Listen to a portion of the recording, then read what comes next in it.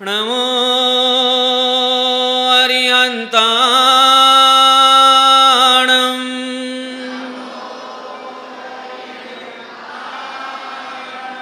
नमो सिद्धाणं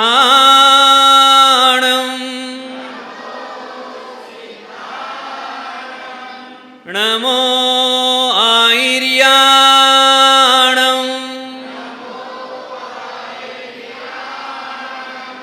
नमो उवज्झायाणं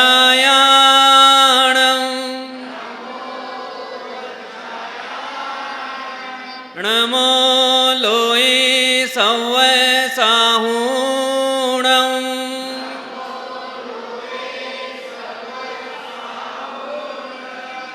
जय बोलो देवादिदेव श्री 1000 शासन नायक प्रभु श्री महावीर भगवान की। परम पूज्य प्रथमाचार्य चारित्र चक्रवर्ती आचार्य श्री शांति सागर जी महाराज की। परम पूज्य गुरुवर गुरु आचार्य श्री धर्म सागर जी महाराज की। परम पूज्य वात्सल्य वारदी गुरुवर आचार्य श्री वर्धमान सागर जी महाराज की। श्रीमद् जैन धर्म की।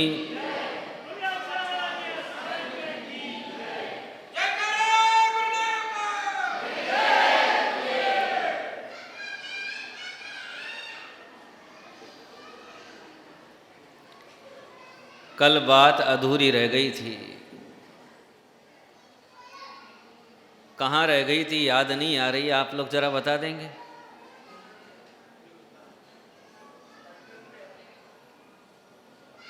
कल कौन सी बात रह गई थी, किसी को याद है?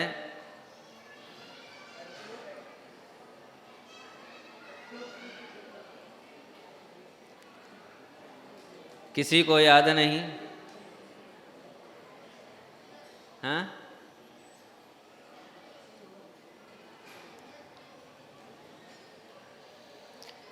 ये तो बहुत बड़ी विडंबना हो गई है। मैंने कल क्या बोला था आपको याद नहीं है तो फिर मेरे बोलने का कोई मतलब भी नहीं है।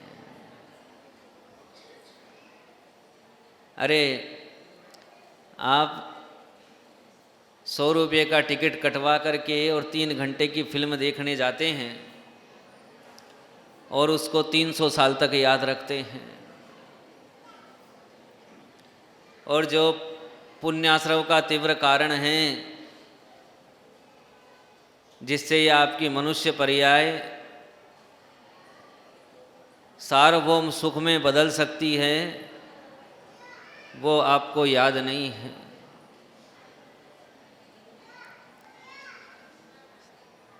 क्या किया जाए?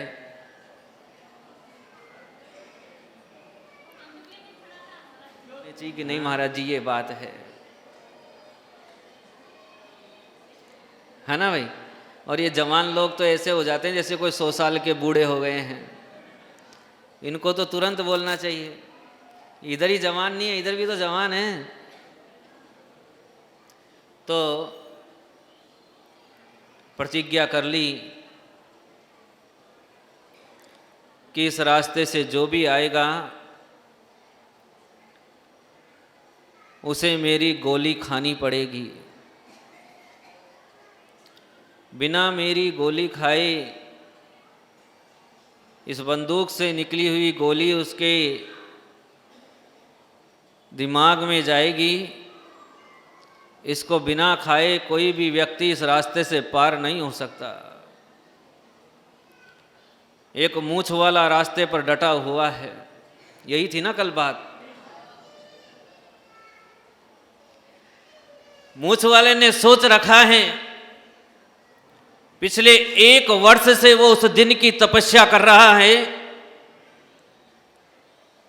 कि जिनकी मैं इतनी कीर्ति सुन रहा हूं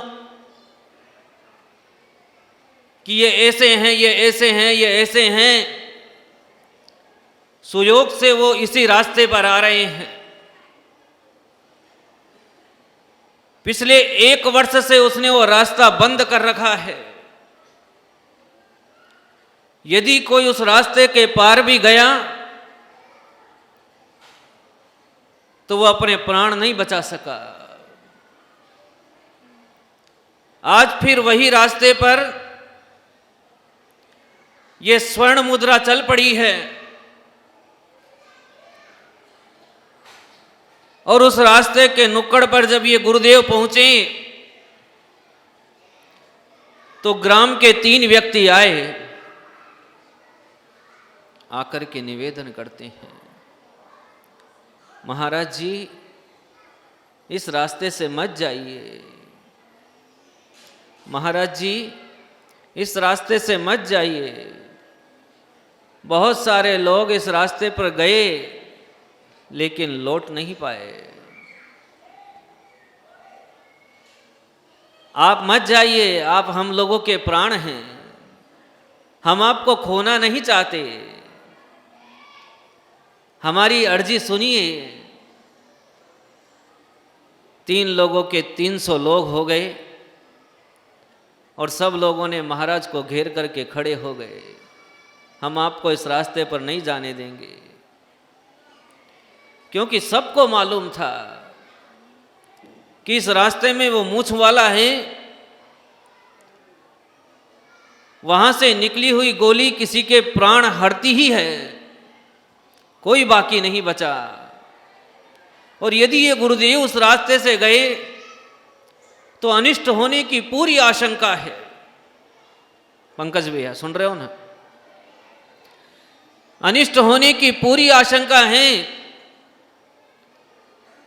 अनिष्ट होने की आशंका है। संघपति जी ने कहा गुरुदेव का निर्णय तो अड़िग होता है, एक बार मुख से वचन निकल गया फिर बदलता नहीं है। गुरुदेव का निर्णय तो अड़िग होता है, बदलता नहीं है। उधर आचार्य श्री मौन बैठे हुए सबके विचार सुन रहे थे, सबकी अर्जियां सुन रहे थे, और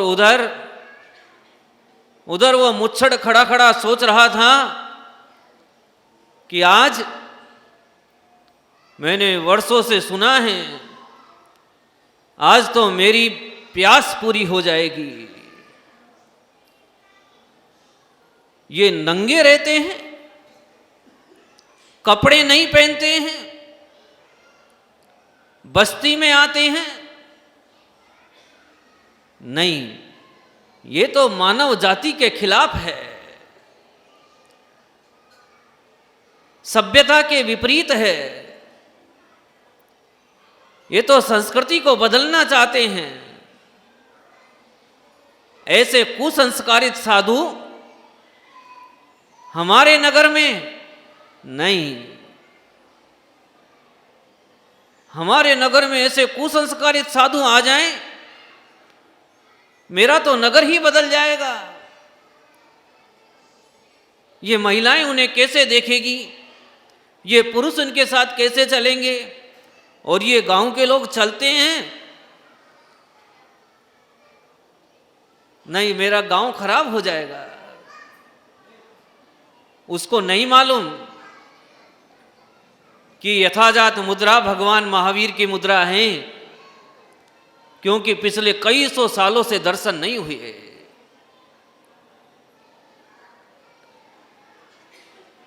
मंदिर में मुनिराज बैठे हैं और उसने निर्णय कर लिया, नहीं ये जो बिना वस्त्र वाले हैं या तो ये वस्त्र पहन लें, नहीं तो मैं इनको आज, और उसने अपने बहुत सारे साथियों को इकट्ठा कर लिया, बहुत सारे साथियों को इकट्ठा कर लिया। पूछ लेता हूँ, ये गर्मी लगती है ना, थोड़ी तकलीफ है। अभी किसी का ब्लड प्रेशर डाउन हुआ था तो उन्होंने मेरे से दवा पूछी, इसलिए मैं पूछ लेता हूँ कि तकलीफ आपको हो नहीं जाए, क्योंकि धर्मसभा में तकलीफ का इलाज हो जाता है। तो उसने निर्णय कर लिया कि आज ये काम समाप्त करके रहूंगा, और 500 लोग इकट्ठे कर लिए। इकट्ठे करके किसी के हाथ में तलवार थी, किसी के हाथ में बर्छी थी, किसी के हाथ में बंदूक थी, अनेक अनेक प्रकार के हथियार लिए हुए सब के सब लोग गांव की ओर मुड़ गए। गांव में प्रवेश होने वाला है और उधर आकाश में बादल छा गए। इन स्वर्ण मुद्रा ने आकाश में बादल की तरफ देखा और निर्णय दिया कि आज कोई भी साधु बाहर सामायिक नहीं करेगा, सबको अंदर ही सामायिक करनी है। आपको याद आ रहा होगा जब अकंपनाचार्य गुरुदेव ने अपने संघ को निर्देश दिया था कि सब मौन से रहेंगे, कोई बोलेगा नहीं, और सारे के साधु मौन होकर के और आत्म ध्यान में लीन हो गए थे। वही का वही दृश्य इस पंचम काल में उत्पन्न हो गया। गुरुदेव ने निमित्त से जान लिया कि कुछ घटना होने वाली है। वहां पर भी अकंपनाचार्य देव ने निमित्त से जान लिया कि संघ पर उपद्रव आने वाला है, इसलिए अपने संघ को आज्ञा दे दी, और इधर भी जान लिया इसलिए अपने संघ को आज्ञा दे दी कि आज कोई भी बाहर सामायिक नहीं करेगा और सबको मौन रखना है। पूरा संघ मंदिर जी के भीतर सामायिक में लीन हो गया और इधर वो लोग आचार्य संघ के खून के प्यासे होकर के आगे बढ़ गए, और उधर वहां नाके पे 300 लोग महाराज को घेरे खड़े हैं कि नहीं, इस रास्ते से हम आपको जाने नहीं देंगे, इस रास्ते से मैं जाने नहीं देंगे। यदि इस रास्ते से गए तो प्राणों का संकट है। इस देश में एक भी ऐसा नहीं जो इस समाज को मार्ग दे सके, इस समाज को मार्गदर्शन दे सके, जिन भगवान का उपदेश दे सके, ऐसा एक भी व्यक्ति नहीं है। इसलिए हम आपको इस रास्ते पर नहीं जाने देंगे। और उधर उस जिद्दी व्यक्ति ने ठान लिया कि नहीं, नग्न आदमी हमारे नगर में रहे ये शोभा नहीं देता। इसलिए 500 आदमी लेकर के और हमला बोल दिया। मंदिर में कुछ एक लोग थे जो गुरुदेव की सेवा के लिए रुके हुए थे। जब इतनी बड़ी भारी भीड़ को आते हुए देखा तो ये सारे के सारे लोग मंदिर का दरवाजा बंद करके मंदिर की छत पर चढ़ गए। इनके पास जितनी शक्ति थी, कितनी शक्ति थी? जैनी व्यक्ति के पास कितनी शक्ति, कितनी? कोई आपको आपके घर के बाहर आकर के आंख दिखा दे तो आप क्या करते हो? गेट बंद करके अंदर घुस जाते हो। इतनी शक्ति ना, कितनी शक्ति। क्यों? अहिंसा परमो धर्म है। लेकिन अहिंसा परमो धर्म होने के बाद भी आपको याद रखना चाहिए कि आपका विरोधी हिंसा का त्याग नहीं है, संकल्पी हिंसा का त्याग है कि हम संकल्प पूर्वक किसी की हिंसा नहीं करेंगे। लेकिन जब कोई हमारे ऊपर आक्रमण करेगा, देव शास्त्र गुरु को मिटा देना चाहता है, परिवार के किसी व्यक्ति के ऊपर कोई ऐसी विपत्ति आ जाए, तब उसकी रक्षा करने का अधिकार भगवान महावीर के हर भक्त को है। तब नमोरियंताणम की जाप नहीं चलती, तब गेट बंद करके अंदर नहीं बैठा जाता। तब क्या किया जाता है? तब बचाव किया जाता है, रक्षण किया जाता है।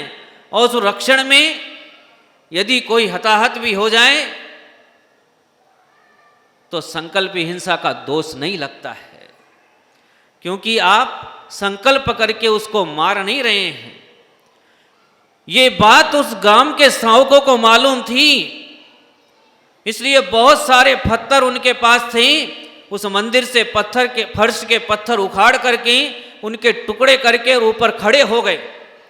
और जब वो 500 लोगों की भीड़ उस मंदिर पर आई तो उन्होंने वो पत्थर की बारिश उन पर शुरू कर दी। ये एक प्रकार का युद्ध है जिसमें अपने धर्म की, अपने गुरु की, अपने देव की, अपनी संस्कृति की रक्षा की जा रही है। जब उन्होंने ऊपर से पत्थर फेंके तो कुछ देर के लिए वो लोग डर गए, लेकिन जब देखा कि ये 5-10 लोग ही हैं तो उनके हौसले बढ़ गए और उन्होंने मंदिर का दरवाज़ा तोड़ दिया। मंदिर का दरवाज़ा तोड़ देने पर ये जो श्रावक थे, इन्होंने ऐसा रूप अपना धर लिया जैसे कि कोई सेना के बहुत बड़े अधिकारी हों जिनको सब प्रकार की विद्या का ज्ञान है, और एक एक व्यक्ति 5-5 विद्रोहियों पर भारी पड़ने लगा।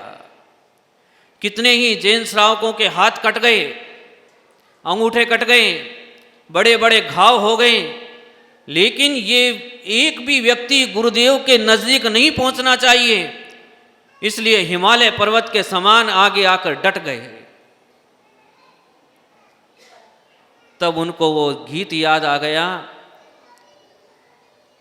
कि हम भगवान महावीर के सिंह के समान पुत्र हैं जो कभी पीछे नहीं हटते हैं। अपने गुरु की, अपने देव की रक्षा के लिए यदि हमारे खून का एक एक कतरा भी चला जाए तो पीछे हटने वाले नहीं हैं।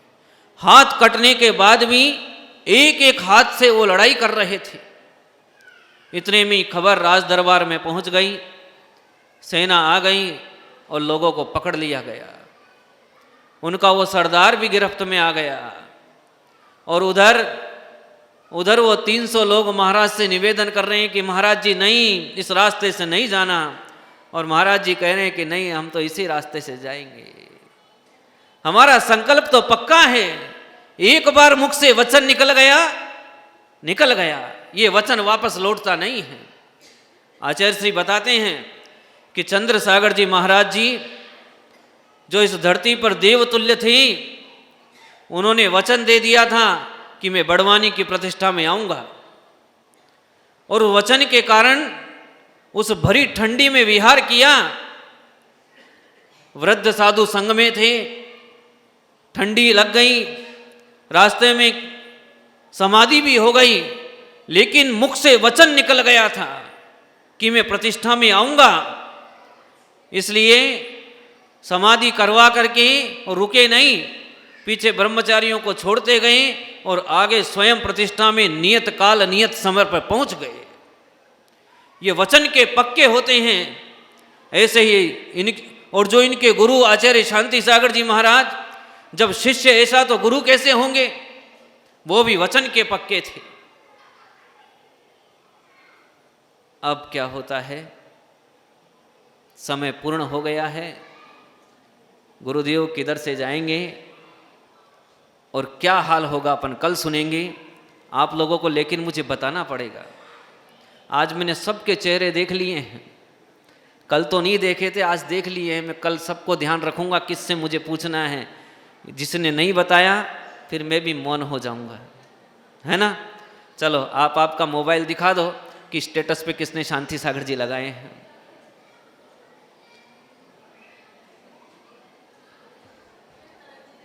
हाँ, 1 2 3 4 5 6 7 8 9 10 बस हैं। हाँ ठीक है, ओके।